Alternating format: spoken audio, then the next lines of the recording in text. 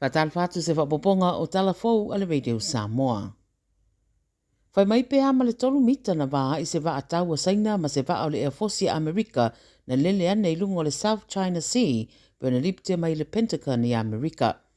Wamtalaina le US Indo-Pacific Command o se awala le saunga le muma le lei mai iei le popolenga i le oiloa i le pailate le lata o la nanga iane se manu e feto a iei ma le wā le tau a Amerika.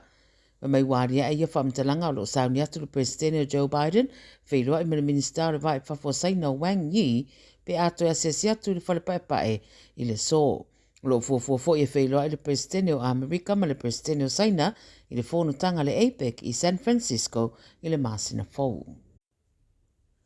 O le taimile nei o le anga i ese mailoa o le whamtalanga le ua whai atu i tangata Ausetalia o lo i le panona a o vesi aisa sa e tututonu ma whai tūla la tāne. E sidia ma le ono afe dima se lau tangata Palestina wa Mari Niu, ma le afe whase lau tangata Israelu, sidia ma le se furu rima afe tangata Australia o lo iei pea i le panona, e la tane le vaenga o iei vesinga.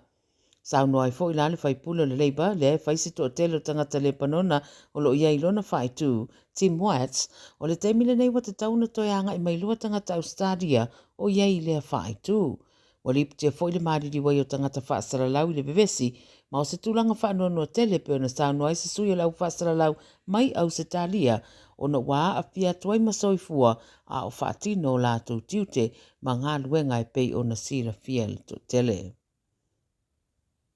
E yeisa tino maliu o maua leo i se vaenga o Vaucluse i Sini i le sa iringa leo lo whanga solo le suenga o le maliu o le tamaita i talavou mai Sini pe ona liputi atu i talavou ona nafi.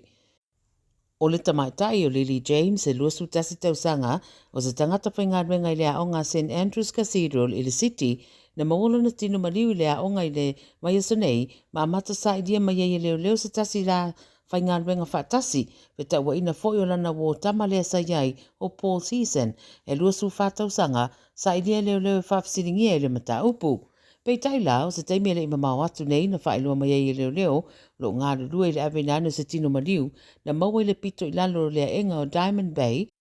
ma ua whaelua ua whaisi whainga tau ngā ruenga e awe se mai e le tino maliu o no le whaele tonu i le tau ma le savili. O le tamaita i ua maliu na iei manu anga ilo na ulu na whao o iei leo te se tangata pe ona liputia le 9 News e fōringa nospa i eise Samala. O le li o Paul sa aonga fo i le aonga lea, mai whainga ruenga i o se sports assistant, ma o lo o whaawau nei le so suenga. O lo sua pēla fo i leo se tasi li isa peta ua ina lo na whaonga ino se whana, a toaima se aweta avale le mata upu na liputi atu i le tu i mātua sini i le vai aso nei foi. Pai mai le vanga su e leo e to o lua ali, na o la kolosia le Upper Pitt Street i Kirribilli, ai o su wha i se tangata o Fuliuri. Na ia whaapase whananga i se li e toru fitu tausanga e iloa le leo. Pa mai na sola li e to lua ai tuli atu le tangata le i le whana ma le aweta vale.